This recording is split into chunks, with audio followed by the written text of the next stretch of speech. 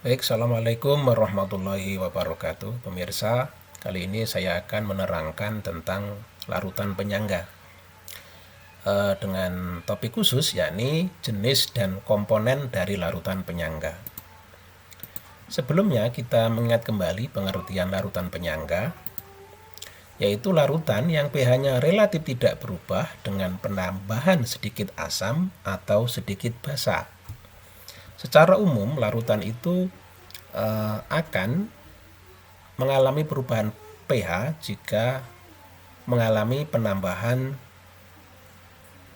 larutan asam atau penambahan larutan yang bersifat basa.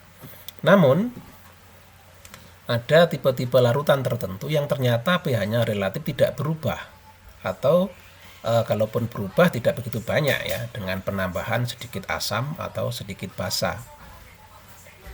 Inilah yang dimaksud dengan larutan penyangga, atau dalam istilah lain ada yang menyebut larutan buffer.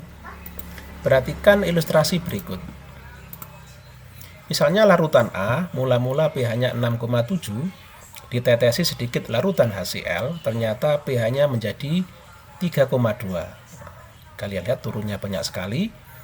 Sedangkan jika ditetesi sedikit larutan KUH, suatu basa kuat kalium hidroksida, pH-nya naik menjadi 9,0. Kemudian perhatikan contoh kedua atau ilustrasi kedua, larutan B.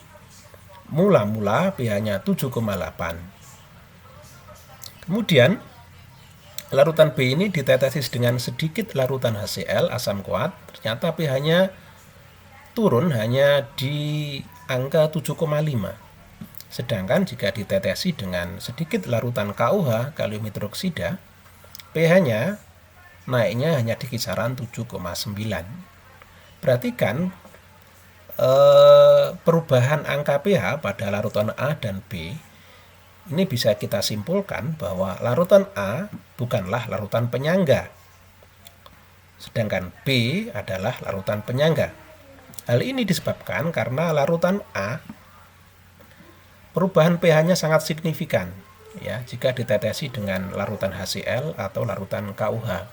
Sedangkan larutan B perubahannya sangat sedikit sehingga bisa dikatakan relatif stabil dengan adanya penambahan asam atau penambahan basa. Sehingga larutan B adalah larutan penyangga. Baik, sekarang bagaimanakah sebuah larutan itu bisa bersifat penyangga atau bisa bersifat larutan buffer? Suatu larutan penyangga itu ada dua macam. Satu ya, larutan penyangga asam. Larutan penyangga asam ini adalah larutan yang mengandung larutan asam lemah dan basa konjugasinya. Sekali lagi, larutan penyangga asam adalah larutan penyangga yang isinya atau kandungannya adalah larutan asam lemah dengan basa konjugasinya. Atau dalam redaksi yang lain, larutan penyangga adalah larutan yang terdiri dari asam lemah dan garamnya. Untuk lebih memperjelas, perhatikan asam asetat CH3COH ketika larut dalam air itu bisa dianggap bereaksi dengan air ya, H2O.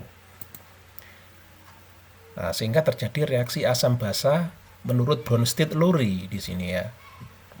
CH3COH akan memberikan H plusnya kepada H2O sehingga nanti menjadi H3O plus. Sehingga di sini CH3COH adalah asam.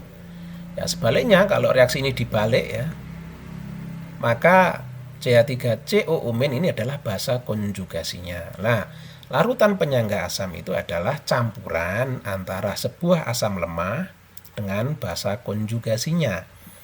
Dalam hal ini bisa dikatakan CH3COH asam asetat dengan ion CH3COO-, ion asetat. Nah, tentunya ion asetat ini tidak akan berdiri sendiri ya. Dia bisa berupa garam ya. Misalnya CH3COONA. Larutan penyangga asam dapat dibentuk dengan mencampurkan asam lemah dengan basa konjugasinya, misalnya CH3COOH dengan CH3COO- secara langsung, ya, tinggal dicampur begitu saja. Misalnya campuran larutan CH3COOH dengan CH3COONA, larutan asam asetat dengan garamnya yakni natrium asetat. Nah, kalau kalian masih belum paham, perhatikan bahwa dalam natrium asetat ini, larutan natrium asetat tentu akan terkandung ion asetat juga. Jadi ion asetatnya inilah yang akan nanti bekerja dengan asam asetat membentuk komponen larutan penyangga asam. Ya. Contoh lain misalnya CH3COH asam asetat dengan CH3COOK kalium asetat garamnya ini ya. Atau misalnya HCN dengan NaCN ya, asam sianida dengan natrium sianida.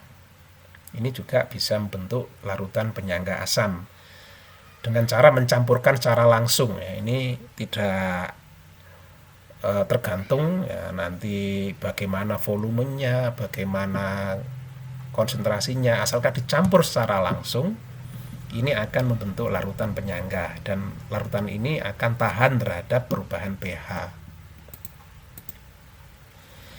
Larutan penyangga asam bisa juga dibuat dengan cara mencampurkan asam lemah dan basa kuat dengan syarat jumlah mol asam lemahnya lebih banyak.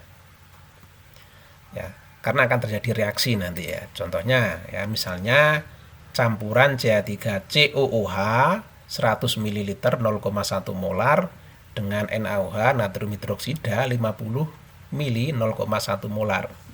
Perhatikan jumlah mol dari asam asetat ya, molnya bisa dicari dengan mengalihkan volume dengan molarnya. Ini 100 kalikan 0,1 menjadi 10 milimol. Kemudian NaOH-nya adalah 50 kali 0,1 5 milimol ya. Sehingga dari hitung-hitungan tentu saja nanti CH3COOH-nya atau asam asetatnya jumlah molnya lebih banyak. Kalau misalnya jumlah mol dari asam asetat ini sama persis dengan NaOH, maka tidak akan terjadi larutan penyangga. Tapi yang terjadi adalah reaksi hidrolisis dari garam yang dihasilkan. Kemudian kalau yang terjadi misalnya NaOH-nya lebih banyak jumlah molnya daripada asam asetat, juga tidak akan terjadi larutan penyangga, tidak juga terjadi hidrolisis garam karena di sini nanti ada kelebihan basa kuat ya, sehingga pH-nya tentu saja akan mempengaruhi atau mendominasi nanti. Nah, perhatikan campuran dari asam asetat dan basa kuat tadi. Untuk lebih memperjelas perhatikan ya, ini misalnya tadi mula-mula 10 milimol, NaOH-nya 5 milimol, ini tidak terbentuk atau belum terbentuk ya. Kemudian bereaksi. Jadi ada prinsip reaksi pembatas di sini.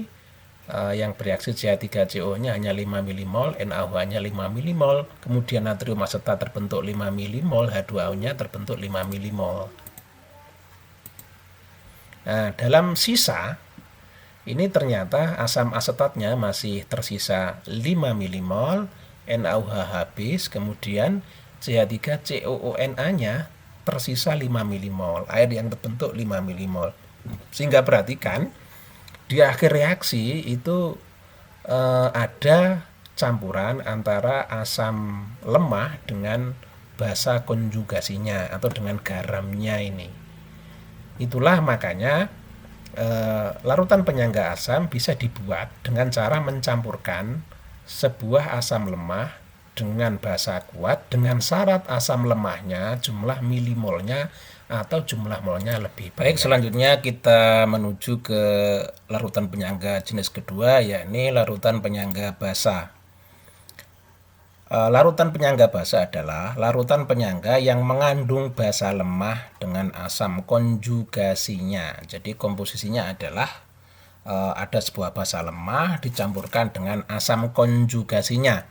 Atau dengan redaksi yang lain, larutan penyangga adalah larutan yang mengandung basa lemah dan garamnya. Nah, misalnya basa lemah yaitu amoniak, ya. Ingat kita lihat tinjau dari reaksi asam basa Bronsted-Lowry, ya, teori asam basa Bronsted-Lowry seperti ini. NH3 plus H2O menjadi NH4 plus OH-, ya. NH4 plus itu adalah asam konjugasi dari NH3. Kalau dilihat dari teori asam basa Bronsted-Lowry. Nah, nanti perwujudan dari ion NH4 plus ini tentu tidak berdiri sendiri sebagai sebuah ion, tapi biasanya sebuah garam, misalnya NH4Cl. Ya. Jadi contohnya adalah larutan penyangga basa itu bisa dibuat dengan cara mencampurkan NH3 dengan NH4Cl. Contoh yang lain misalnya NH3 dengan NH4NO3, ya, amonia dengan amonium nitrat, ya. Amonium nitrat ini adalah garam dari NH3 atau mengandung ion NH4+. Selain dengan cara mencampurkan basa lemah dan garamnya secara langsung, larutan penyangga basa ini bisa juga dibuat dengan mencampurkan basa lemah dan asam kuat dengan syarat jumlah mol basa lemahnya lebih banyak. Perhatikan ya, misalnya kita mencampurkan amonia dengan HCl atau asam klorida, suatu asam kuat, menjadi amonium klorida NH4Cl. Misalnya mula-mula NH3-nya ada 10 milimol, kemudian HCl-nya ada 5 milimol. Ini jelas ya, NH3-nya lebih banyak ini ya. Kemudian yang bereaksi demikian, NH3 yang bereaksi 5 milimol, HCl yang bereaksi 5 milimol, amonium klorida yang terbentuk 5 milimol, ya. Kemudian sisa di akhir reaksi NH3-nya ada 5 milimol, HCl habis, NH4Cl-nya tinggal 5 milimol.